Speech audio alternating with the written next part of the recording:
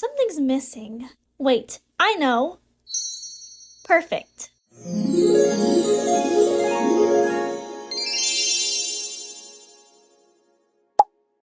Do you have a favorite fairy from Disney's Pixie Hollow series?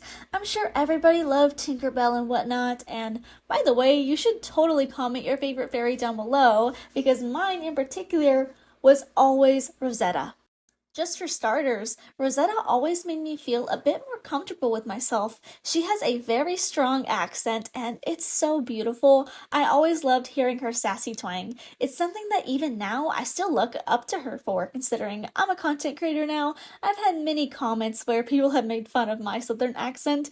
Newsflash, I'm from the Yeehaw. Get over it. Congratulations! Now help me up. But there was this scene that always kind of caught me off guard and always kind of lingered in the back of my head as a kid. I remember watching the third of the Pixie Hollow movies, The Great Fairy Rescue, where our main fairy, Tinkerbell, is captured. When her friends set off to save her, Rosetta faces a huge debacle, aka mud. Rosetta is a garden fairy. Obviously, gardening has to do with things such as bugs, mud, and getting a little bit dirty. These are things that shouldn't faze a gardener, and Rosetta is a garden fairy, which means her job is mostly outside and bound to things like vegetation and insects. And this is where we get her famous line, "I don't do mud." Yeah, no, I don't really do mud. But you're a garden fairy! Ironic, isn't it? Rosetta! Okay, alright, I'm coming. And even I participated in this audio trend in 2020. Yeah, no, I don't really do mud. But you're a garden fairy! Ironic, isn't it? Rosetta! Okay, alright, I'm coming. And once again, we see Rosetta's disgust with mud in the Pixie Hollow series, Pixie Hollow Games, which is a tournament-based game series. Rosetta and new fairy Chloe are chosen as the Garden Fairy representatives. Here we can see just how hard Chloe is trying to win, with no help from Rosetta. Rosetta later reveals that the Garden Fairies were never meant to win the game, just to show up and provide a little bit of competition. Chloe, though, is determined to break the streak of losing and feeling inferior. The games are tough for Rosetta as they tackle her biggest fear, mud. And while yes, Rosetta does choose to overcome her fears in the end, and it does help Chloe win the tournament and break the streak of losses for the Garden Fairies, it always bothered me how everyone treated Rosetta's fears. Rosetta has a real fear and dislike of mud. Yes, it is ironic considering she is a garden fairy, but the way her friends turn on her for her fear is always just insane to me. Chloe was super negative too, and yes, Rosetta can definitely be a bit annoying considering she did not want to participate or get involved in any such way, but I really feel like her fear was just plain brushed aside.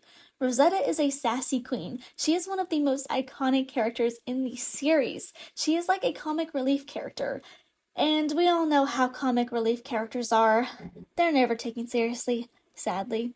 The poor fairy was ridiculed by her friends for a genuine fear of hers. Get it off, get it off, get it off, get it off, get it off! Get it off! Thank you. You're afraid of dirt? And you're a garden fairy? Ironic, isn't it? And let me just take a moment to say that if you do have a fear, no matter how big or small, your friends should not be making fun of you for it. Fears affect people differently, and you never know what they've gone through with these fears. And this is something that always stuck with me through the Pixie Hollow series and movies. For me personally, I don't like bugs, or dirt, or mud, or this mystical and magical thing called touching grass. I do not like the outdoors. And you can feel like making fun of me for that. I genuinely don't care. It's something that I've learned to just kind of overcome with myself that I am not an outdoors person.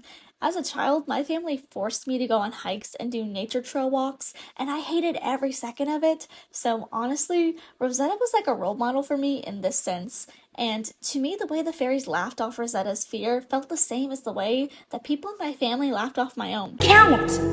Chloe, I want to, but I just can't do it. Oh. This line, "I just can't do it," breaks my heart. You can really just hear how hard she was trying. Phobias are real, and it's undeniable that Rosetta suffers with germophobia.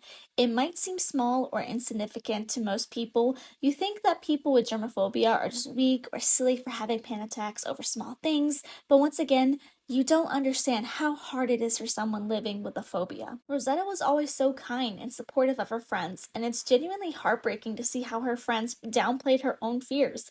Chloe was new, so I can understand why she was a little bit more standoffish against Rosetta, but her friends?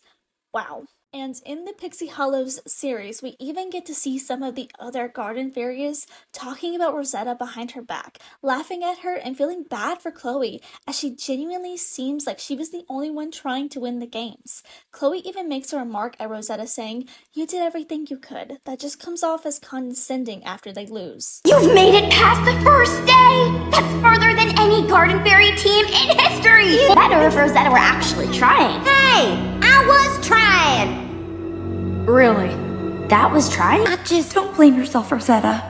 You did everything you could.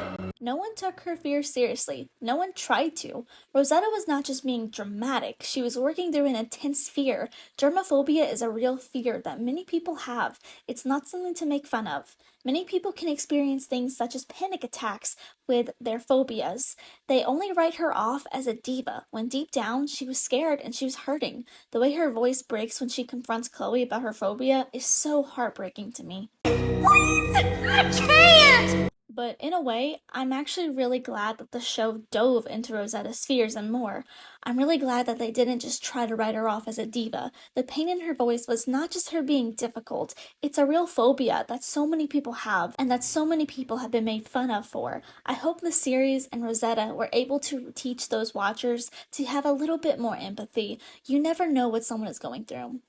And just reading through some of the comments on some of the TikTok videos I've referenced in this video, also discussing Rosetta's germophobia, I just want to say that you are valid and you are not alone. If you suffer from germophobia, sensory issues, OCD, anxiety, and more, you are not a problem. Like I said, this was just something from my childhood that always changed my view of Rosetta and the fairies in the Pixie Hollow series.